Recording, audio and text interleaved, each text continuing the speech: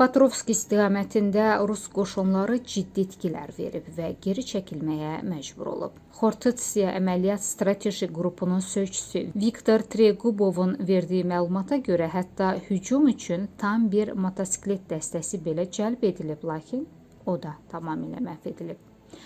Rus qoşunlarının Pokrovsku ələ keçirməyə davamlı cəhdlərinə baxmayaraq, son hücumlar işğalçı üçün ağır itkilərlə nəticələnib. Tregubovun sözlərinə görə Rusiya bu istiqamətdə böyük qüvvələr cəmləşdirsə də uğur əldə edə bilmir. O deyib ki, Pokrovsk hazırda ən gərgin istiqamətdədir və maraqlı cəhət odur ki, Ruslar burada ən çox səylə hücum etsələr də, ən az uğur məhz bu istiqamətdə əldə edilir. Onun sözlərinə görə yaxın günlərdə baş verən geniş miqyaslı hücum zamanı 90 motosikletdən istifadə olunub, lakin onların hamısı ekipajları ilə birlikdə məhv edilib. Eyni zamanda mayorun sözlərinə görə Rus qoşunları Kataliniya və onun qərbindəki ərazilərdə geri çəkilməyə başlayıb. Ukrayna müdafiəçiləri isə möhkəm müdafiə mövqelərində qalaraq düşmənin əsas istiqamətlərdə irəliləməsinin qarşısını alırlar.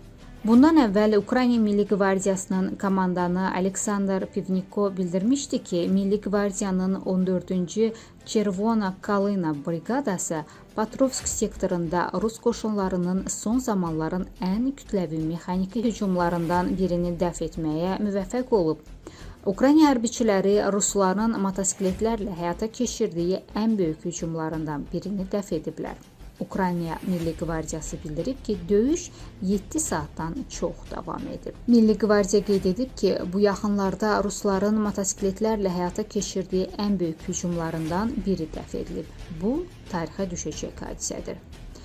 Ukrayna Silahlı Qüvvələrinin baş komandanı Aleksandr Sirskinin sözlərinə görə Rus işğalçıları planlarını dəyişməyib və hələ də Ukrayna Silahlı Qüvvələrinin bölmələrini Donetsk və Luqansk vilayətlərinin inzibati sərhədlərindən kənara çıxmağa çalışırlar.